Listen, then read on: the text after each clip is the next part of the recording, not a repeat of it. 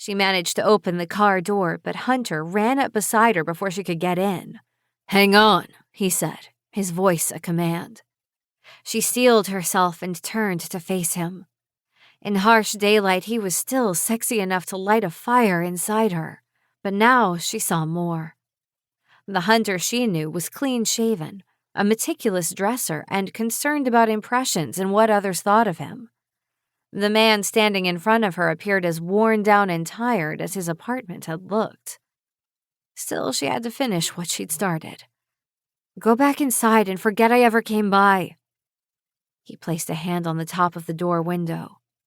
"I can't do that. You didn't show up here for no reason, so what gives? Because I know this wasn't a social call." Her stomach cramped at his cold, distant voice, and her eyes filled with angry, frustrated tears. Well, she hadn't expected him to jump for joy just because she'd decided to resurface. Rationally, she understood that. Emotionally, it was another story, and she hadn't been prepared for all the feelings seeing him again had stirred up. Molly cleared her throat and reminded herself she'd come for a reason that had nothing to do with them.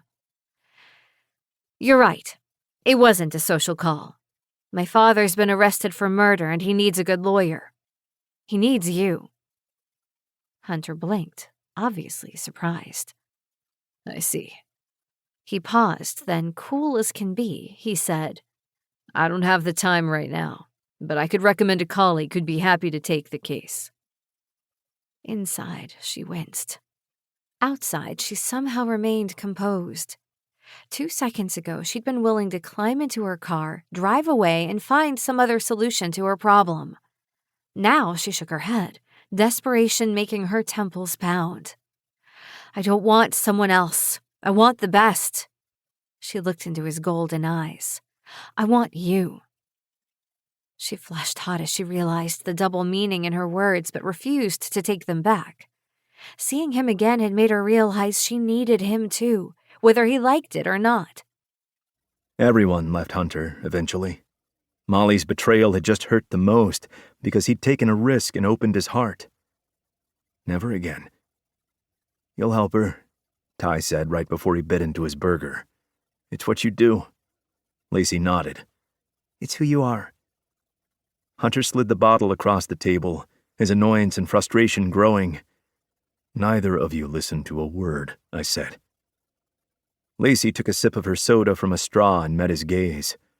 "As long as you don't listen, that's all that matters. Because Molly needs you." Hunter swore and glanced toward the ceiling. "What about what I want and what I need?" he asked. Ty slapped a brotherly hand on his shoulder. "When it comes to women, it doesn't matter what we want. It's all about what they want." Lacey grinned. "He learns fast." "Married men have no choice," Ty said. "But marriage does have its perks, doesn't it?" she asked, playfully sifting her hand through the back of Ty's hair. "As thrilled as I am that the two of you are disgustingly happy, I have to get back to work."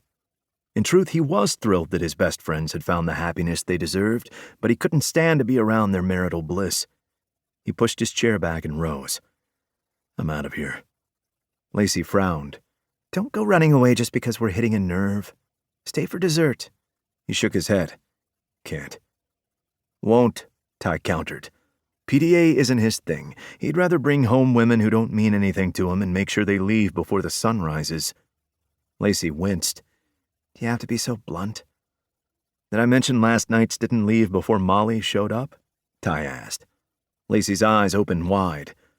"Tell me he's joking," she said, as she met Hunter's gaze. He shook his head. He could still vividly recall how the color drained from Molly's face when she'd realized he wasn't alone, and he let out a slow groan. "I wish he was kidding, but it's the truth."